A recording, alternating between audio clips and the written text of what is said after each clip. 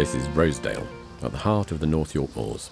It's a wild, beautiful and evocative place, shaped by its industrial heritage. A land of ruins, of extraordinary engineering achievements, now crumbling and forgotten. A land of memories, inhabited by ghosts of the past. I'm Adam Summerhays. I'm a violinist, and with my friend and fellow musician Murray Granger, I've spent around 18 months exploring the valley and its history, roaming with our instruments, cameras and recording equipment. We wanted to create music in the moment, to capture something from the landscape, the whispers of history and the crumbling stones. What you'll hear is exactly that, music improvised as you see it being created, from nothing except our responses to what we see, hear and feel. We were fortunate enough to be joined by Spike, not just for the extra equipment carrying power, but also for his impressive drone flying skills, adding beautiful footage to the films. And my daughter, Jessie Summerhays, a poet with a fascination for history, who's known this valley for most of her life and who brought hilarity to our expeditions, whether muttering rebelliously about the cold, rushing to rescue our equipment from the rain, triumphantly producing forgotten sandwiches, or doomfully pointing out that we had less than 10 minutes before it was going to snow, as well as adding her remarkable and moving poetry to our music. Whilst there is speculation that the name Rosedale is of Viking origin, the rose derived from the word rosi meaning horse, records of the valley's ironstone mining really begin with the later medieval Cistercian nunnery, owned by St Mary's in nearby York. People had likely been mining ironstone from rocky outcrops for some time, but this became formalised in a sort of tithe agreement in 1339 between St Mary's and John, son of Richard the chief smither. John was allowed to use the land. He could search for and profit from the ironstone he found, and use the wood to burn for the smelting process. Rosedale would have been a heavily wooded place, with only a few inhabitants, so John was equipped with ample resources. At the beginning of the 19th century still, only about 250 people lived in the valley. But by 1871, upwards of 3,000 people lived here. Less than 100 years ago, the landscape must have seemed desecrated, but now there is a power and a magic to these ruins, the remains of a human endeavour locked in a slow battle with the land itself. For me, art, music and words can often be a response to a place and to its history, to the shadows of the people who created it, maybe a response to the memory of a particular person, or the landscape, or a ruined building. We wanted to learn much more about the history, so through this series we have been talking to two experts, Andy Abson, an archaeologist, and Tom Mutton, who ran the Land of Iron project here on the North York Moors. Here's Tom. So here today, looking out over Rosedale Valley, it's a beautifully peaceful scene. Nothing but birdsong and the odd sheep and wonderful fresh air, but it would have been very different in the 19th century when the industry was at its height. This is a photo of the engine shed at Banktop, and this is only a couple of 100 yards from where Tom's sitting. Miners came here in the hundreds, attracted by the wages. I mean, a miner could earn 4 times what an agricultural labourer could earn, and many came from far afield. Some walked from the tin mines of Cornwall as they closed down, and Scotland and various places from across the UK, all coming to mine the rich ironstone that was found here in Rosedale. A dismantled railway dominates the valley now, but the industry here in the 19th century was underway before it was built. We wanted to capture something of the feeling up here on the edge of the moor at Chimney Bank, where it all started, maybe imagining a time before the railway. There's something of Jessie's stories about medieval ironworkings in the music too, the harshness of the moor and a precursor of the industry to come.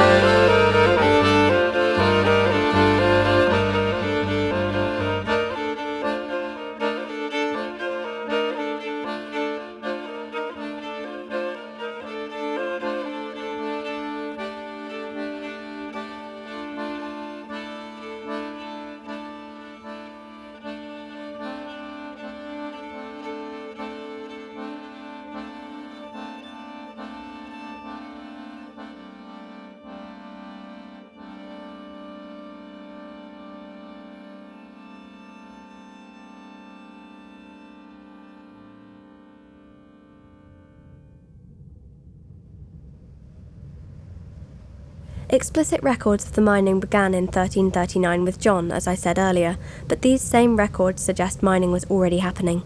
He had to give St Mary's 16 stone of iron every Sunday as payment for his land use, and these iron payments began only 11 days after John started work, so it seems John produced iron using existing infrastructure. Rosedale, the big thing behind me, has a massive connection to the iron industry, but it didn't actually start here. It started quite a long way from here. Durham and Middlesborough, the Middlesborough area. The Middlesborough area became the Iron Masters district, stretching all the way from Newtown all the way up to Redcar. You could literally chuck a stone and hit a furnace at one point towards the mid and the end of the 19th century. To get that to work though, you need a raw material. And they realised quite quickly that the raw material from this dale was actually quite good. That was Andy Abson, an archaeologist and an expert on the railway here. We'll hear a lot more about that during this series, but for now let's hear a bit more about why the iron that was found here once earned the valley the title of the Yorkshire Klondike. Not a gold rush, perhaps an iron rush. Local people here in Rosedale always used to talk about treasure buried in the hillside here. Just down the slope here, there were these two outcrops of rock that whenever there was a thunderstorm, lightning would always strike the same place. And later it turned out to be true that there was treasure in those there rocks, because in the middle of the 19th century, the Industrial Revolution was in full swing and the demand for iron and steel was huge, and so prospectors were out across the North York moors looking for sources of ironstone. And they came across at the top of Chimney Bank here some guys fixing potholes in the road with this really hard stone, and they asked them where they got it from. They showed them the rock outcrops down the hillside, and these chaps recognised this as ironstone. This is the road at Chimney Bank. I actually remember being driven up here by my father. I must have been less than 4 years old, because I remember the chimney at the top, and that was demolished just after that. He was incredibly proud to have got his car up it, and I can totally understand why. Fast forward a few years, after some rather dodgy dealings and swindlings, they got the mining leases, had this stone tested, and it ended up being super rich ironstone. Normally ironstone's about 30% iron and 70% other things, so for every tonne you dig out the ground, you've got 2/3 of it to get rid of. But this ironstone at Rosedale was peculiarly rich in iron. They had it tested, and sometimes it was 70% iron. So much iron content that it held a magnet. So there's a piece there, and you can see a magnet sticks to it. So middle of 19th century, they started mining this ironstone down the hill here, and they were taking it out to Pickering via horse and cart. By the mid 1800s, that had gone into a proper production. But everything was shifted by road, which was good. The ore they were getting out was a good quality. They were getting good steel, good iron and steel from it. But to make it a real industry, you need to be a bit more productive. And it was the Victorians. They were very, very good engineers, but the main thing is they were entrepreneurs. They wanted to make money and they would make it work, however they did it. What they did, they built this incline up the slope to the top of the hillside here, and then built a railway 12 miles across the moor to take it out via Ingleby Incline and out to the wider world. The railway that we can see in the valley was clearly an amazing engineering achievement, but it is only a fraction of the infrastructure that was built to get the ore out of the valley. Because it doesn't start here in the Dale, it starts right over the other side, coming in from Battersby Junction. So the first thing they had to do was build a junction off the main line that was running to Middlesborough. A new incline was created to replace the existing one at Ingleby, way over to the northwest. The railway then came across the high moors and around Farndale before heading for Blakey Junction. And Blakey Junction, if you look over my left shoulder, you see some buildings on the skyline. That's the Lion Inn, or it's the outbuildings for the Lion Inn. Just down to the left of that was Blakey Junction. So at this point, they brought a railway from Middlesbrough, off a main line, up a massive incline, across a moor, and you can see what it's like today, to that ridge behind me. Where were they heading then? Well, they were heading across onto the western side to the Hollins mine, which is right down at Bank Top. These are the kilns at Bank Top, impressive enough in themselves, until you walk right round the railway to the even more spectacular ones at East Mine. We'll look at these more closely in the next episode. They were crucial in the attempt to make this a profitable industry. They were used to roast and calcine the ore. Calcine is basically to drive off water and impurities. It has two effects. One, it makes the ore better for the furnace. You get a better grade of iron. But what it also does is make it lighter. And by making it lighter, you can shift more. Again, we've got to remember, these people are out to make money. And it's a way of shifting more to make more money. And that brings us to Jesse's poem. It was written in response to what we've learnt and to the landscape itself. And we performed it here, not far at all from where the first ironstone was mined. It's the kind of subject material that we really might expect to find in the news and comment today. It's about the exploitation of workers. It's about the rape of the landscape and of nature being torn apart by capitalist industrial enterprise, with really no care or consideration about the future. The only real difference is that there's a dragon in it. And dragons don't often really appear in the news.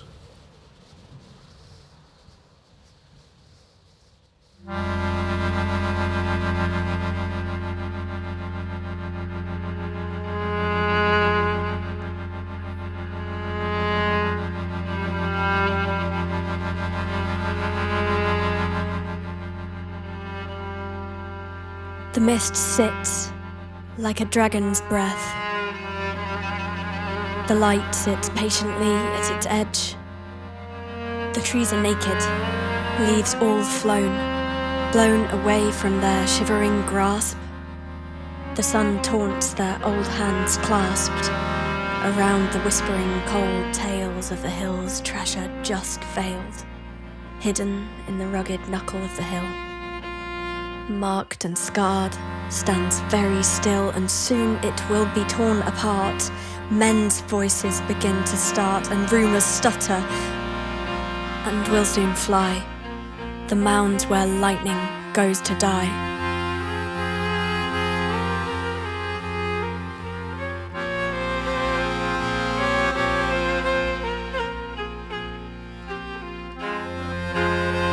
For every time the dark clouds frown, the licks of rain sting the ground, and wind snares the flying birds.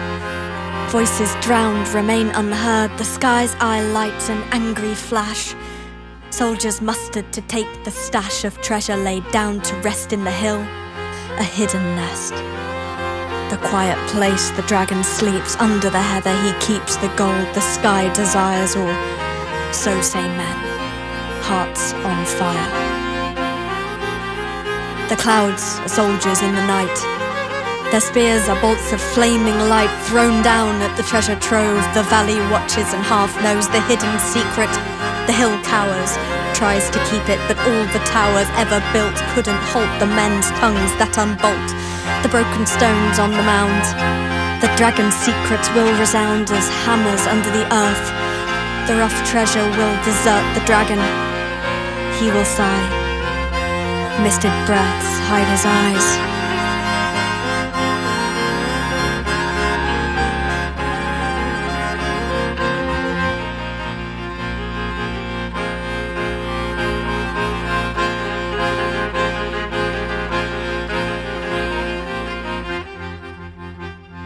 The lightning struck not once but twice. Aye, it has, and breath curls every night. From the fresh wounds on the hill, let's walk a while. Surely we will find the gold the sky is after. Spears of lightning, men's laughter as boots sink in peaty soil. Legs aching, hands toil, and only find a reddish stone. They sigh and trudge for home. while later they'll mend the road and carry up the heavy stone. Potholes gape like greedy mouths. A figure watches interested now. His eyes burn like those of the sky. The men stop, wondering why, and soon the hill will tear apart. Broken open, the dragon's heart will bleed with iron blood. The valley will soon flood with people and fires will burn, and the valley men will slowly learn that gold was hidden after all. As hammers break and children fall, the hill will be carved and crawl. With smoke belching from the chimney, the dragon will sleep underneath. We will choke on his stolen wealth, and rich men will drink to the terrible health of all the men who work the mine and walk along the railway line.